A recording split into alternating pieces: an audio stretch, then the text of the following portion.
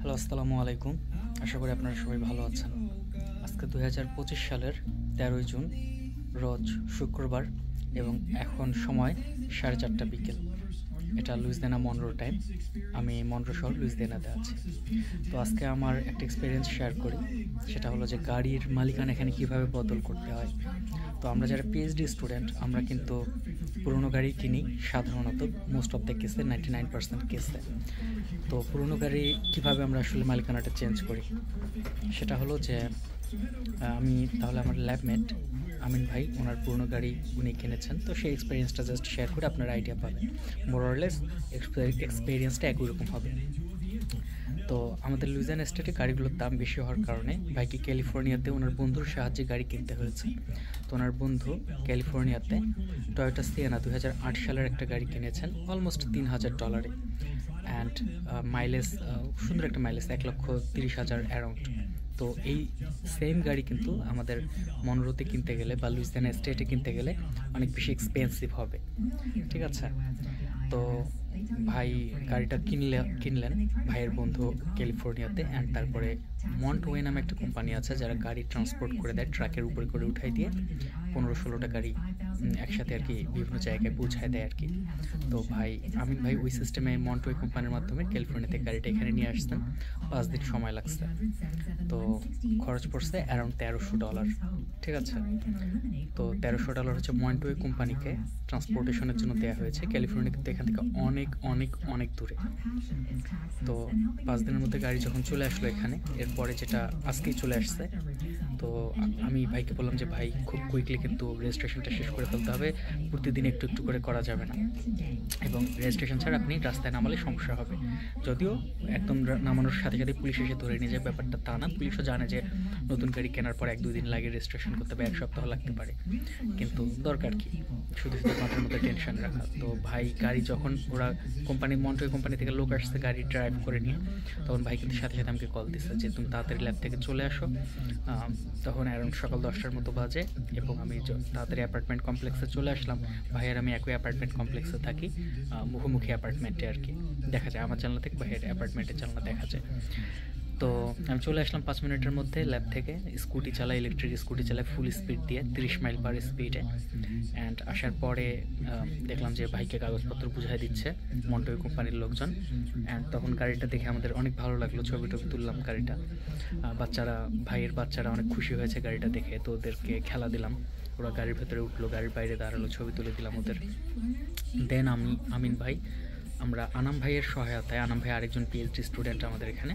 তো ওনার প্রথমে আমরা আসলে এই গাড়িটা নিয়েই চলে যেতে চেয়েছিলাম ওই রেজিস্ট্রেশন করার পারপাসটাতে, কিন্তু যেটা হলো যে আমি চ্যাট জিপিটিকে আস্ক করে জানতে পারলাম যে এটা করা যাবে না।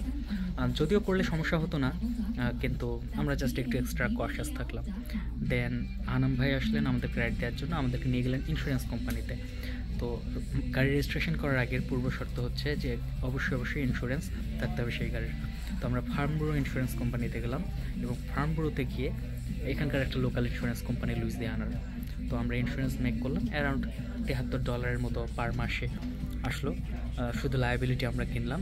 তার মানে লায়াবিলিটি মানে হচ্ছে অন্য গাড়িকে যদি ভাইয়ের গাড়ি হিট করে বা কোনো একটা প্রপার্টিকে আঘাত করে, দেখা গেলো কোনো একটা দেয়াল ভেঙে দিল গাড়ির মাধ্যমে, মানে গিয়ে লাগলো, ভেঙে গেল, সেক্ষেত্রে যেটা হবে যে ভাইকে শুধুমাত্র ইন্স্যুরেন্স কোম্পানি ভাইয়ের গাড়িও তো ক্ষতিগ্রস্ত হবে, ভাইয়ের গাড়ি যদি কোনো কলিশনে ইনভলভড হয়, কিন্তু সেই ফিটা ভাইকে দেওয়া হবে না। শুধুমাত্র ভাই যে অন্য মানুষের ক্ষতিটা করেছে সেই ফিটা দেওয়া হবে। এটাকে বলে লায়াবিলিটি ইন্স্যুরেন্স। এটা খুব বেসিক ইন্স্যুরেন্স।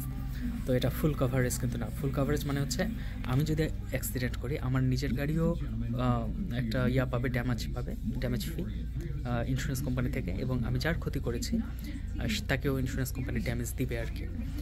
তো আমরা লায়াবিলিটি নিলাম। এরপরে আমরা ক্রুজিং ট্যাগ অ্যান্ড টাইটেলে এলাম, মনরোর একটা বিখ্যাত টাইটেল ট্রান্সফার কোম্পানি। তো এরা থার্ড পার্টি আর কি, সরকারি যে ওএমভি, অফিস অফ মোটর ভেহিকল, ওরা সরকারি। তো ওদের স্কেডিউল নিতে লাগে, অ্যান্ড ওদের একটু প্রসিডিউর লেংদি হয়ে যায়। তো এবং লোকবল সংকটের কারণে সম্ভবত ওরা ক্রুজিং ট্যাগ অ্যান্ড টাইটেল, এটা বহু বছর আগে থেকে মনরোতে আছে। তো ওনারা কিন্তু আমরা এখানে এলাম ট্যাগ অ্যান্ড টাইটেল ট্রান্সফার করার জন্য। তো এরা যেটা করে যে এরা ওই গভর্নমেন্টকে হেল্প করে আর কি। তো হ্যাঁ, গভর্নমেন্ট ফি এর বাইরে $23 এক্সট্রা ফি রাখে নিজেদের জন্য, কারণ যেহেতু তারা আর কি আমাদেরকে সার্ভিসটা দিচ্ছে, না হলে তো তাদের এই অফিস খুলে লাভ নেই। তো আমি একটু অফিসটা দেখাই।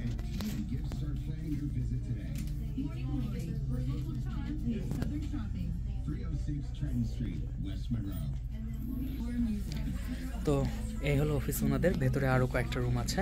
আমি এখন যেটা বলি যে আমরা ওনাদের এখানে এর আগে কিন্তু এসেছি, এটা কিন্তু আজকে দ্বিতীয়বার আসলাম ওনাদের অফিসে। তো প্রথমবার যখন আমরা এলাম, যেটা হলো যে আমাদেরকে একটা ডকুমেন্টের লিস্ট ধরাই দিল যে তোমাদের গাড়ির রেজিস্ট্রেশন করার জন্য এবং টাইটেল ট্রান্সফার বলে মালিকানা পরিবর্তন করার জন্য তোমাদের কিছু এই ডকুমেন্টগুলো লাগবে। তো তার মধ্যে একটা হচ্ছে ফিজিক্যাল ইন্সপেকশন লাগবে, যেহেতু এটা একটা সালভেজ গাড়ি। সালভেজ মানে এটা কোনো একটা সময় অ্যাক্সিডেন্ট করেছিল এবং ইন্স্যুরেন্স কোম্পানি এটাকে টোটাল লস বলে ঘোষণা করেছে, তার মানে এটা $0 আর কি। ঠিক আছে, আপনারা একটু গুগলে দেখে নিলেই পারবেন টোটাল লস জিনিসটা কি ইন্স্যুরেন্স কোম্পানির ডেফিনেশনে। তো এটা বহু বছর আগের কথা, 15 বছর আগের ঘটনা। সো এবং এটা যেহেতু অন্য স্টেট থেকে এসেছে, ক্যালিফোর্নিয়া থেকে, তো আমাদের লুইজিয়ানা স্টেটের রুলস ফলো করে কিনা এই গাড়িটা সেটা ইন্সপেক্ট করা জরুরি। তো আমাদেরকে একটা অ্যাড্রেস দেওয়া হলো, সেই অ্যাড্রেসে আমরা গেলাম। ওটা পুলিশের একটা অ্যাড্রেস, তো ট্রুপ আর কি, ট্রুপ F মনরো এরকম একটা নাম। তো এটা একটা কাইন্ড অফ পুলিশ স্টেশনের মতো, বাট গাড়ির জন্য আর কি। তো ওখানে গিয়ে আমরা বললাম যে আমরা ফিজিক্যাল ইন্সপেকশন করতে এসেছি আমাদের গাড়ির। ওনারা কিন্তু আমাদের গাড়ির ফিজিক্যাল ইন্সপেকশন করে দিলেন এবং কোথাও $1 কিন্তু লাগেনি। ঠিক আছে, তো এই হচ্ছে ইউএসের সৌন্দর্য, যে আমাদেরকে সরকারি অফিসগুলোতে সরকারি ফি আমরা দিই, কিন্তু আমরা কিন্তু এর বাইরে অন্য কোনো ঘুষ এসব দিতে হয় না আমাদের।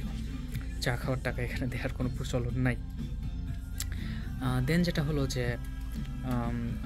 তো ওটা হয়ে গেল। এরপরে আমরা এখানে চলে এলাম আবার ব্যাক করে। তার মানে কি, আমরা প্রথমে ইন্স্যুরেন্স অফিসে গেলাম, ক্রুজিং ট্যাগ অ্যান্ড টাইটেল এসেছিলাম, ওরা আমাদেরকে ফিজিক্যাল ইন্সপেকশন করাতে বললেন। পুলিশ স্টেশনে গিয়ে একটা রিপোর্ট মেক করে নিয়ে আসতে বললেন, যাতে লুইজিয়ানার রুলগুলো ফলো করে কিনা ওই গাড়িটা। ঠিক আছে, তো সেটা আমরা করে নিয়ে আসলাম। অ্যান্ড এখন আমিন ভাই ওয়েট করতেছে, আমি দেখাই।